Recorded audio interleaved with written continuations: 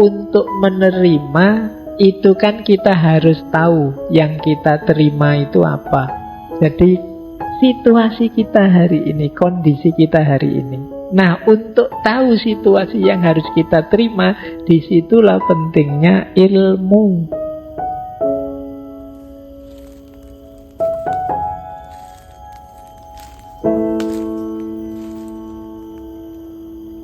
Diawali dari kesadaran kekinian kedisinian. Nah, ini mari kita bangun sekarang kecerdasan spiritual kita. Pertama-tama diawali dari penerimaan, ridho terhadap situasi kita hari ini, apapun itu. Jadi awal ridho ini akan jadi kunci. Awal penerimaan ini akan jadi kunci. Kalau di awal kita sudah tidak terima, kita sudah menyangkal, kita sudah tidak puas, sulit kita menghidupkan kecerdasan spiritual kita. Yang ada hanya mengeluh-mengeluh, protes-protes, dan lain sebagainya. Yang pertama penting kesadaran kekinian kedisinian. Jadi cuma untuk menerima itu kan kita harus tahu yang kita terima itu apa. Nanti jangan-jangan ada yang bilang, wah enggak ada yang ngirim Mbak, saya nerima apa juga.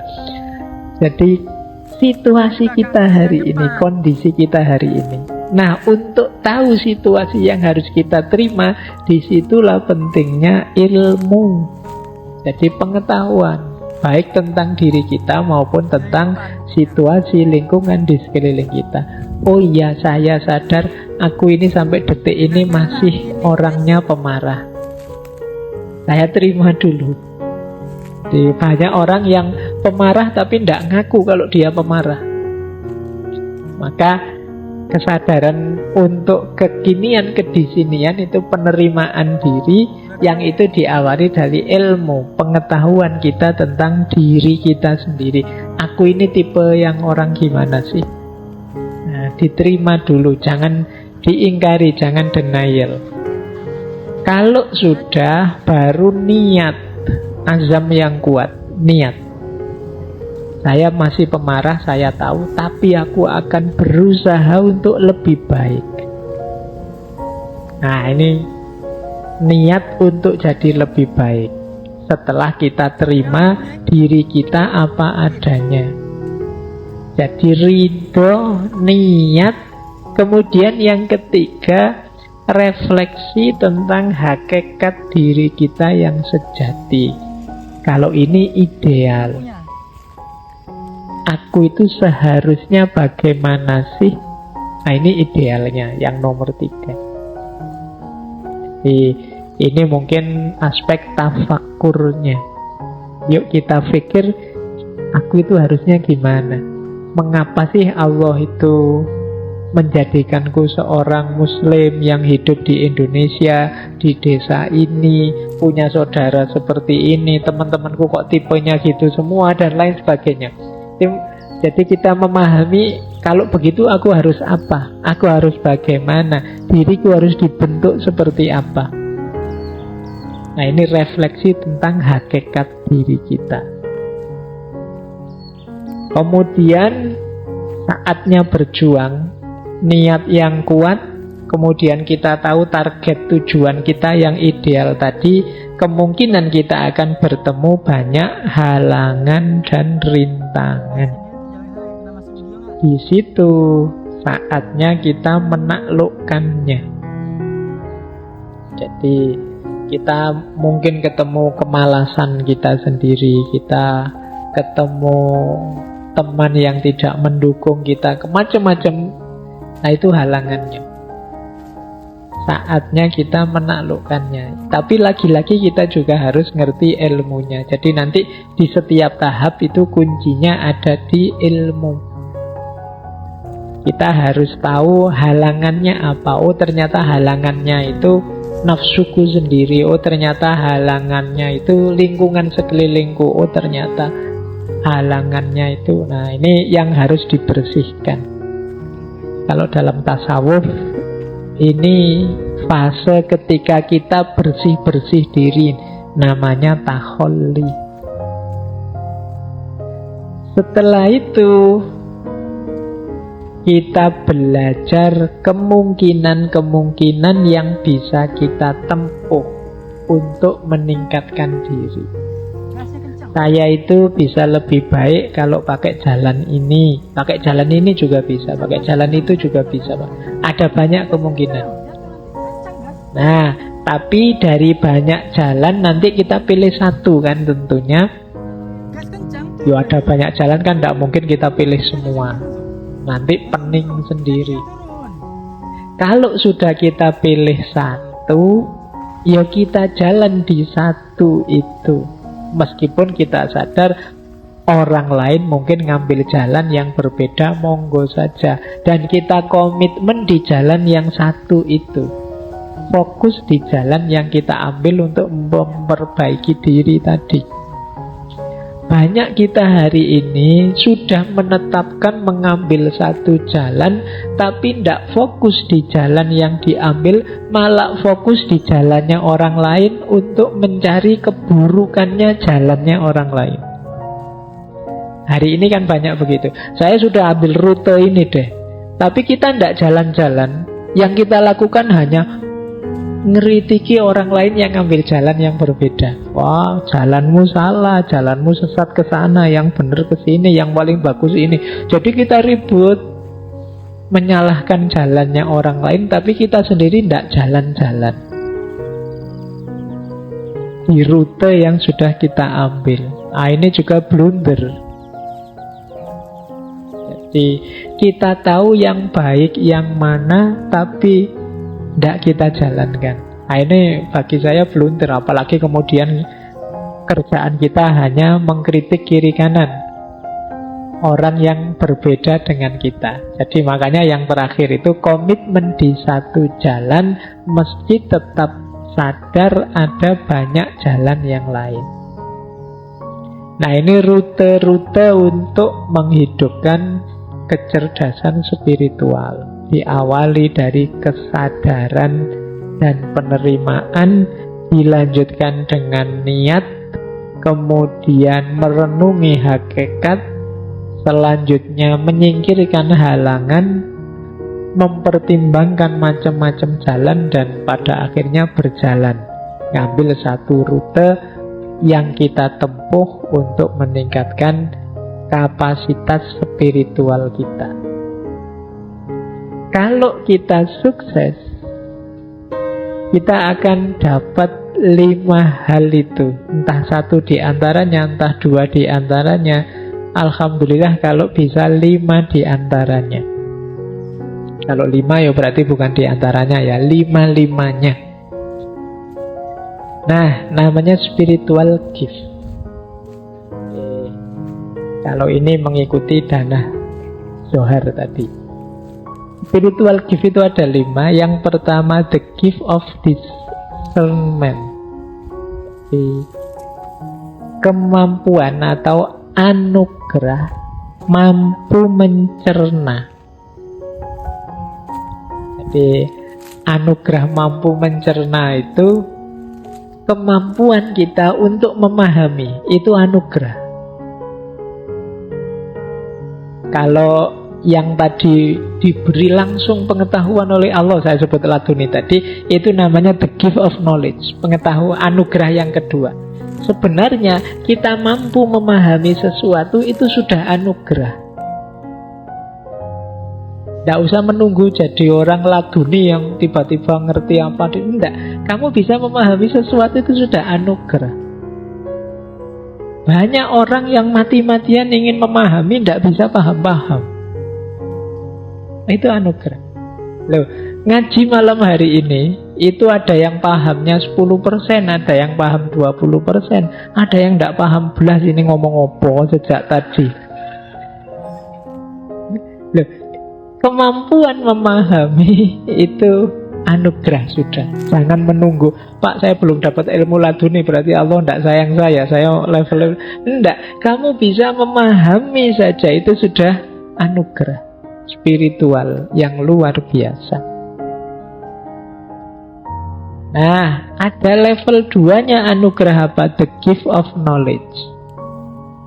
Kalau ini pengetahuan, kalau itu ya mirip intuitif laduniah tadi. Kalau ini ya, memang kadang-kadang kita kejar tidak dapat tiba-tiba oleh Allah dianugerahi pengetahuan. Itu namanya the gift of knowledge. Kita baca-baca buku tidak dapat ide, lagi nongkrong di angkringan malah wah ada ide baru nih. Itu namanya the gift of knowledge.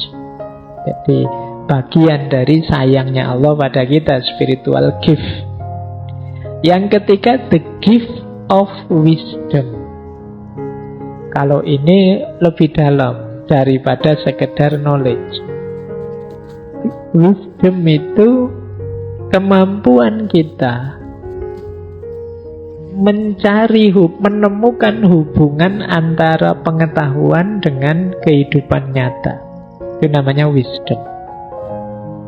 Jadi kalau tadi kan sekedar pengetahuan, kalau wisdom itu kita tahu pengetahuan ini pasnya digunakan, manfaatnya digunakan itu di mana, kapan, dalam situasi apa. Ini namanya wisdom. Makanya filsafat itu cinta kebijaksanaan, love wisdom. Berarti dia tidak sekedar berhenti di kebenaran, tapi dia juga membahas bagaimana kebenaran ini pasnya digunakan, kapan, dalam situasi apa, untuk apa. Nah, ada yang lebih dalam daripada wisdom, yaitu the gift of prophecy. Kalau ini bahasa literalnya nubuat. Kalau dalam Islam nubuah. Kalau ini secara umum biasanya diartikan orang yang punya profesi itu orang yang bisa membaca secara luas dalam segala sesuatu, tidak hanya di masa kini tapi juga di masa depan dan masa lalu. Ini orang yang mendapatkan anugerah profesi jauh lebih dalam daripada wisdom, karena jangkauannya jauh lebih luas, lebih dalam, lintas waktu. Ini namanya profesi nubuah. Kalau dalam Islam jenisnya kenabian. Ada lagi yang lebih dari itu, namanya the mind of God. Kalau diterjemahkan letterlek itu seperti pikiran Tuhan. Ini orang hidup yang, kalau bahasanya tasawuf itu, kalau berjalan ya Tuhan jadi kakinya, kalau melakukan sesuatu Tuhan jadi tangannya, kalau melihat Tuhan jadi matanya. The mind of God. Orang yang keinginannya sudah selaras persis dengan keinginannya Tuhan. Ini lebih tinggi. Ini spiritual gift. Anugerah-anugerah spiritual yang mungkin diperoleh orang yang cerdas secara spiritual. Dari level paling biasa namanya kemampuan memahami, sampai pengetahuan, sampai wisdom lebih tinggi, bisa sampai profesi, bisa sampai mind of God. Sufi-sufi tertentu itu kadang orang menyebutnya sampai di level mind of God. Baik, ya ini gambaran saja. Setelah tadi berusaha macam-macam, sekarang ada buahnya. Yuk, kita lanjutkan. Nah, kalau tadi buah dari sisi kapasitas spiritual, kalau ini buah dari sisi hidup konkret kita. Orang yang cerdas spiritual itu orang yang hidupnya pertama semangat dan seimbang. Jadi bukan orang yang loyo, males-malesan, rebahan tidak jelas, tapi semangat, penuh semangat. Dan seimbang. Seimbang itu ya tidak terlalu kayak tadi loh, tidak terlalu berat di spiritualnya saja, melupakan emosional, melupakan intelektual, tapi yo imbang, ya dunia yo akhirat, yo lahir yo batin. Ndak kok batinnya canggih luar biasa tapi lahiriahnya sakit-sakitan, ndak, seimbang. Jadi semangat dan seimbang. Kemudian orang yang cerdas spiritual itu biasanya mampu mengontrol diri dan mengontrol emosinya. Karena saya bilang tadi ya, spiritual intelijen atau kecerdasan spiritual itu mengatasi semuanya. Jadi tidak mungkin orang cerdas spiritual tidak cerdas secara intelektual, tidak cerdas secara emosional. Pasti sudah ada di level tertentu dalam hal intelektual maupun emosional. Jadi dia pasti mampu mengontrol diri dan emosi. Kemudian reflektif dan introspektif. Jadi mampu muhasabah. Orang yang hidupnya tidak asal-asalan, tapi hidup yang serba hati-hati, penuh refleksi. Nah, kemudian cerdas spiritual itu orang yang siap naik dan siap turun. Dalam tanda petik ya. Nanti jangan diartikan reterlek. Jadi siap naik itu orang yang sukses, ayo siap mentalnya, gagal juga tidak masalah, siap juga. Ditakdir seneng, alhamdulillah. Ditakdir susah, ya innalillah, semuanya miliknya Allah. Nah ini orang yang cerdas secara spiritual. Bukan orang yang kalau seneng lupa diri, kalau susah putus asa. Berarti kurang cerdas secara spiritual. Kemudian cerdas spiritual adalah orang yang mau berjuang sekaligus mau berkorban. Jadi ya ndak nyari enaknya saja terus. Banyak orang yang ketika berjuang, ayo siap aku berjuang. Begitu ditagih pengorbanannya, nanti dulu kalau itu. Ayo wis kita sukseskan program kita ini. Tapi ini biayanya besar loh. Oh, kalau itu nanti dulu. Pokoknya kalau ditantang siap, tapi begitu ditagih pengorbanan terus mengkeret semua. Nah, orang yang cerdas spiritual yo siap berjuang sekaligus siap berkorban. Nah, termasuk yang keenam, cerdas spiritual itu hidup dalam cinta dan pengabdian. Jadi hidup yang tidak egois, hidup yang ingin kesuksesan tidak dinikmati sendiri tapi juga berbagi dengan yang lain. Penuh cinta dan pelayanan pada sesama. Nah ini ciri-ciri cerdas spiritual. Nah sekarang strateginya. Ini tipsnya. Ada rumus hati, heart. Ini singkatannya. Ini biar kayak stand up itu terus ada singkatannya. Nah, hanya adalah heal in his presence. Jadi hidup yang sehat di hadapannya. Jadi H itu simbol orang yang, sebut saja kalau bahasa agama, khusyuk. Makanya itu manifestasi huruf H itu mindfulness. Hidup yang sungguh-sungguh, hidup yang khusyuk, tidak asal-asalan. Jadi makan ya dinikmati makannya serius sungguh-sungguh. Tidur ya tidur yang serius sungguh-sungguh. Kita kan jarang tidur serius hari-hari ini. Kita selalu ketiduran. Ya kan? Saya tidak tahu apa kalau teman-teman ini masih tidak kayak waktu kecil dulu. Cuci kaki, cuci tangan, terus ke atas tempat tidur, terus berdoa, terus tidur. Kan sekarang tidak begitu.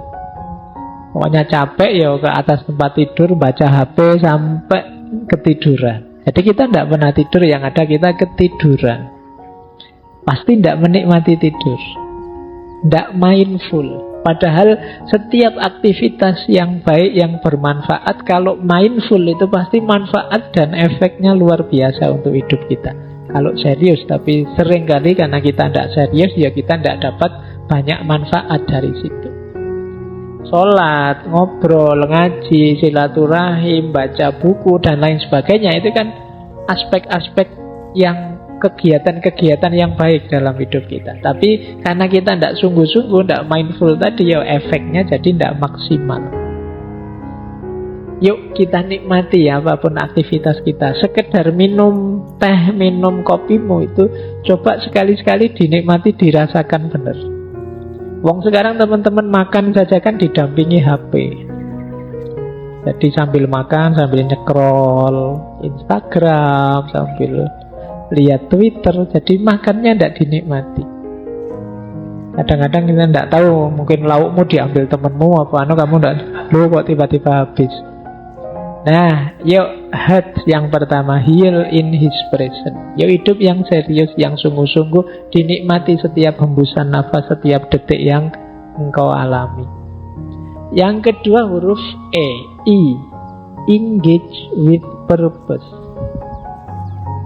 Kalau ini yo hidup dengan penuh tujuan, jangan asal-asalan.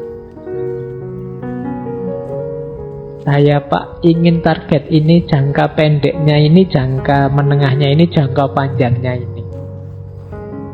Ini untuk pendidikan, kalau ini untuk agama, kalau ini untuk hidup bersama sosial, boleh. Catat saja biar tidak lupa target-target, tujuan-tujuan. Akan membuat hidup lebih bersemangat.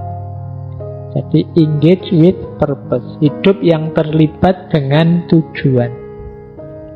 Kemudian ada huruf A, I, achieve with gratitude.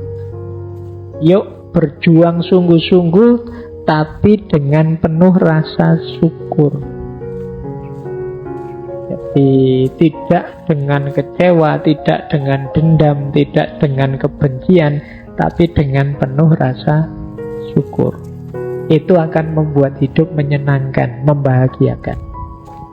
Kemudian huruf R, rise with patience and humility. Meningkatlah dengan sabar dan kerendah hatian. Kalau ini butuh penataan emosi, emotional regulation. Yuk kita meningkat, tapi yuk jangan kesusu, ada tahapan-tahapannya, yang sabar. Kemudian thrive with compassion.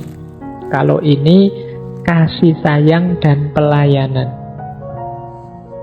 Jadi mari mengupgrade, meningkatkan hidup kita dengan kasih sayang.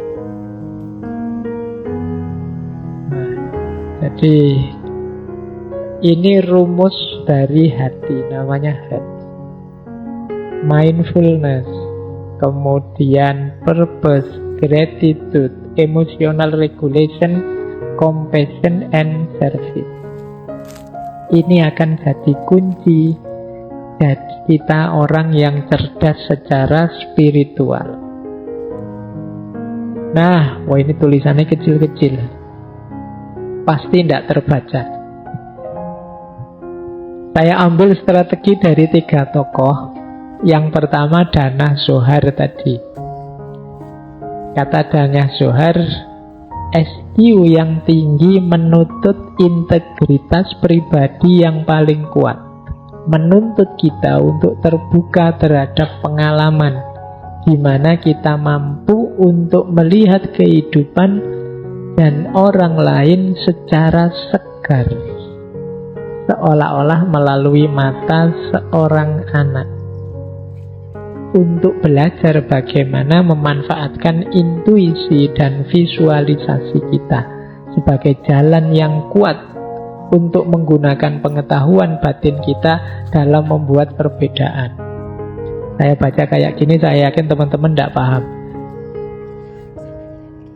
Ini menuntut agar kita berhenti berlindung pada apa yang kita ketahui dan terus-menerus mengeksplorasi dan seterusnya. Itu dari buku terjemahannya.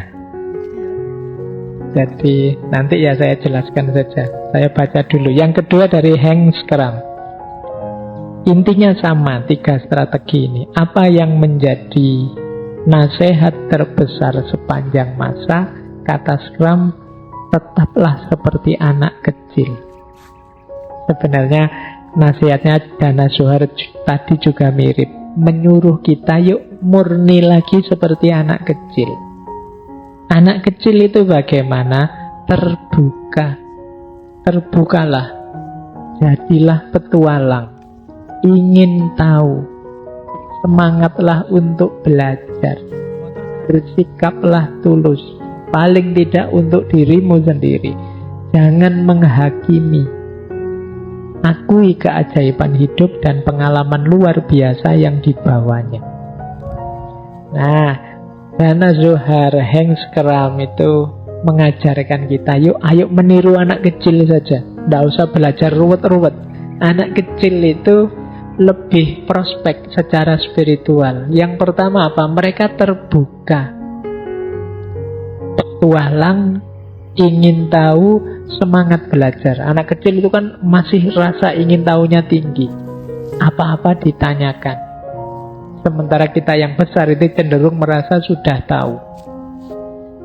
Nah, ayo seperti anak kecil lagi, semangat belajarnya tinggi. Kemudian tulus. Anak kecil itu tidak malu kalau bilang tidak tahu. Bilang suka ini, tidak suka itu. Kalau anak kecil kan tidak malu dia. Aku ingin ini, aku ingin itu, tidak suka ini, tidak suka itu, tulus. Kita tambah besar, tambah palsu. Kadang-kadang kita seneng tapi bilangnya enggak. Kamu seneng ya? Enggak, kata siapa misalnya. Padahal ya seneng. Kita tambah lama tambah palsu. Kita takut bilang apa adanya. Seneng sih, tapi apa ya dia mau padaku, kan lebih positif untuk dirimu. Bersikaplah tulus, jangan menghakimi. Kita tambah besar, tambah banyak ilmu, rasanya lebih suka menghakimi. Oh ini anak soleh, kalau ini setengah soleh. Oh kalau itu solehnya tinggal 1/4. Ini kita itu senengannya menghakimi, memberi label-label. Kalau anak kecil kan tidak begitu. Anak kecil apa saja dinikmati dan mengakui segala momen, menikmati segala pengalaman yang luar biasa yang dia alami. Kalau mengalami apa kan heboh anak kecil itu, wow seneng. Kalau kita kan kadang agak jaim. Padune seneng tapi gengsi nanti. Masa dianggap nggak ngerti kan, malu kan. Tapi tidak, kalau anak kecil itu seneng-seneng aja. Tidak seneng ya tidak seneng saja. Nah, kita sekarang banyak terdistorsi, kehilangan ketulusan kita, kehilangan semangat belajar kita. Nah, terakhir ada dari Peter Sevel. Ini juga strategi. Dia mengkritik kita. Kelangsungan hidup itu cirinya hewan, motivasinya ketakutan. Sekedar survive, kelangsungan hidup itu kan survive, itu tidak cocok untuk makhluk spiritual. Kalau makhluk spiritual seperti kita, itu keingintahuan, kasih sayang, dan kreativitas. Itu kuncinya. Motivasinya cinta. Nah, jadi kalau jawaban kita hidup ala Pak, yang penting jalan, yang penting hidup, yang penting sehat, nyaman kan gitu aja, itu tidak manusia. Kalau sekedar nyaman ya binatang juga nyari nyaman, nyari enak, dan nyari hidup. Kalau manusia tidak di situ. Kalau sekedar itu ya level kita turun. Makhluk spiritual itu cirinya ingin tahu, kasih sayang, dan kreativitas. Jadi melahirkan hal-hal yang baru. Nah, ini dari Peter Sevel. Baik, ringkasnya. Ini kok tiba-tiba ringkasnya. Manusia cerdas spiritual itu profilnya seperti itu yang saya tulis. Dia mengenali dirinya dan dari sekitarnya. Kemudian menjalani hidup dengan tulus dan rendah hati. dia sadar atas pengetahuannya, percaya pada kebijaksanaan hidup.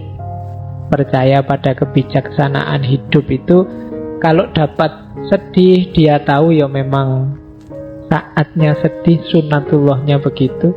Apapun yang terjadi pasti itu versi terbaik seperti yang dirancang oleh Tuhan. Kemudian tidak tertarik menjadi apa yang orang lain inginkan. Jadi kalau dia ingin sesuatu ya dia sampaikan. Tidak mudah terpengaruh, tidak mudah terdistraksi. Kemudian bijaksana. Kemudian dermawan, memberi tanpa mengharap balasan. Kemudian orangnya tenang, tidak mudah panik, tidak mudah heboh. Kemudian merangkul siapapun yang hadir dengan rasa bersyukur. Tidak milih-milih orang, tidak memilah-milah orang, melabel-labeli orang. Membersihkan diri dari keterikatan dunia. Dan yang terakhir, menspiritualkan pengalaman. Menspiritualkan pengalaman itu tadi ya, pengalaman apapun dihubungkan dengan Tuhan, dihubungkan dengan yang maha tinggi. Uang itu duniawi, kita spiritualkan dengan cara kita menyedekahkannya. Kambing kita itu harta duniawi, kepemilikan duniawi, kita spiritualkan dengan cara kita korbankan. Jadi ini namanya menspiritualkan pengalaman. Makan kita itu sebenarnya urusan perut saja, kesehatan duniawi biasa. Kita spiritualkan dengan cara kita niat makan biar kuat jasmani rohani untuk ibadah menjalankan amanat hidup dari Allah. Ini namanya menspiritualkan pengalaman. Jadi pengalaman apapun kita sambungkan dengan yang maha tinggi, dengan Allah.